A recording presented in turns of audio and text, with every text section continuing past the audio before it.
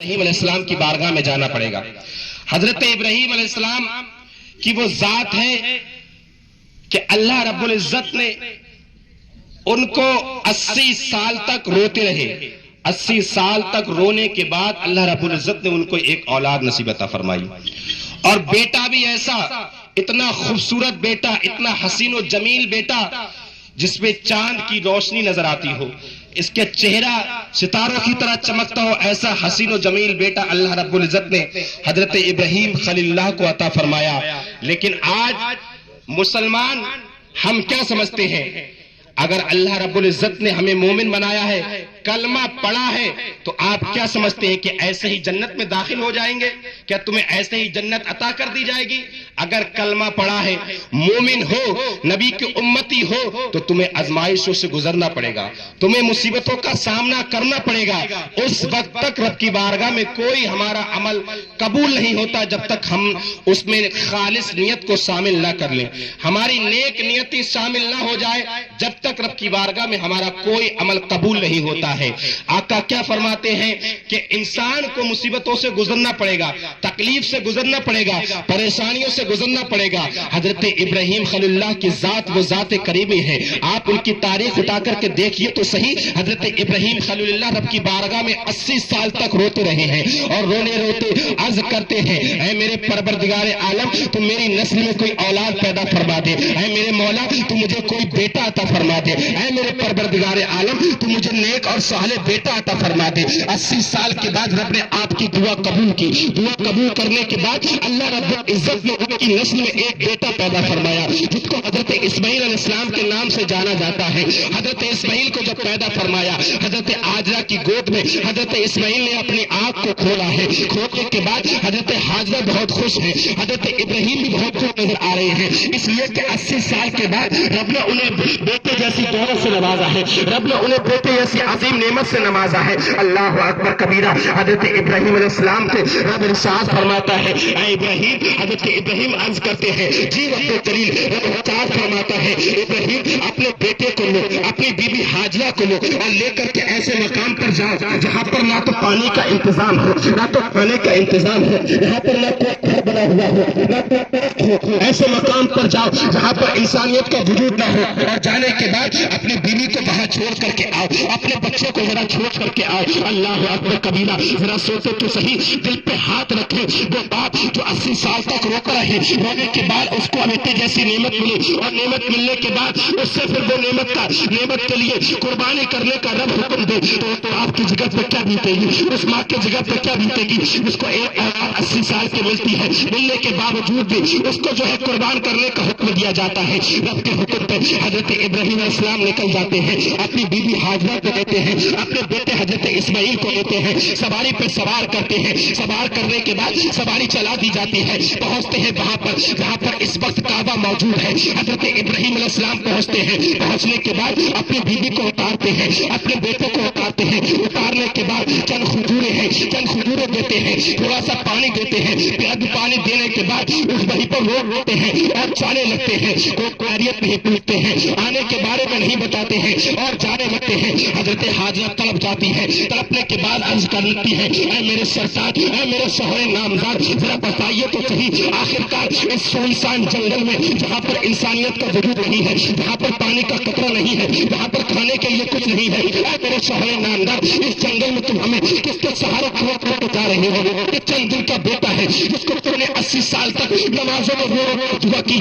رب نے تمہیں 80 سال کے بعد یہ بیٹے جیسی عظیم نعمت عطا فرمائی، اس کو چھوڑ کر کے تم جا رہے ہو، آخر ہمارا سہارا کون بنے گا؟ ہم کس کے سہارے یہاں پر رکیں گے؟ ہم کس کے سہارے یہاں پر جیئیں گے؟ اللہ اکبر۔ اتنا کہنا تھا۔ حضرت ابراہیم علیہ السلام جو ہے حضرت ابراہیم خلیل اللہ سنتے ہیں، سننے کے بعد جواب نہیں دیتے ہیں۔ حضرت ہاجرہ پھر عرض کرتی ہے، اے میرے شوہر نامدار، آخر بتاؤ تو صحیح، تم کس کے حکم پر ہمیں چھوڑ کر کے جا رہے ہو؟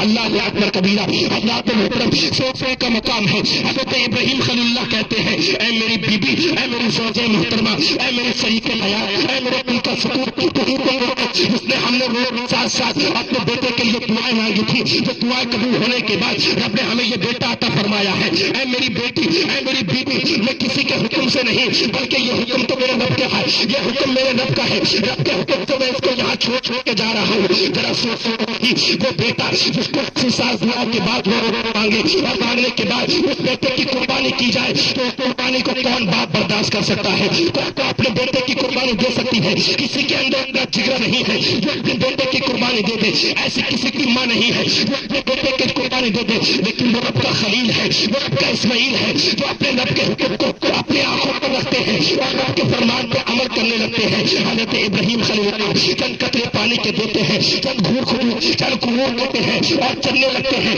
حضرت حاجرہ کہتی ہے اے میرے سرتاج، اے میرے شوہر نامدار، آپ بتاؤ تو ہمیں کس کے اوپر یہاں چھوڑ کے جا رہے ہو؟ یہاں نہ کھانے کا انتظام ہے، نہ پانی کا انتظام ہے، نہ کسی طرف کا انتظام ہے تاکہ ہم اس کے سائے میں اس کے سائے میں بیٹھ جائیں، کوئی نہیں ہے۔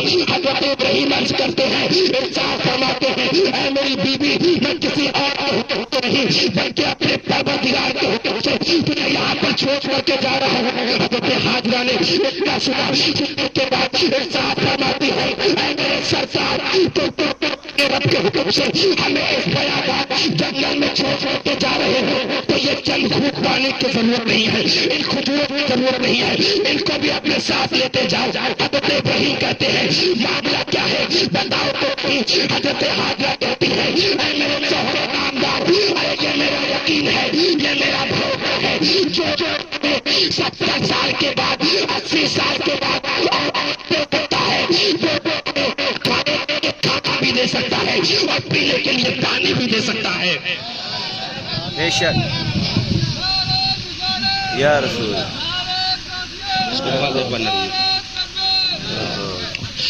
وہ رب ہمیں کھانا بھی دے سکتا ہے، پانی بھی دے سکتا ہے۔ ہمارا یقین رب کی ذات پہ ہونا چاہیے اور اصل محبت ہمیں حضور سے کرنا چاہیے، حضور کی ذات سے ہمیں محبت ہونی چاہیے۔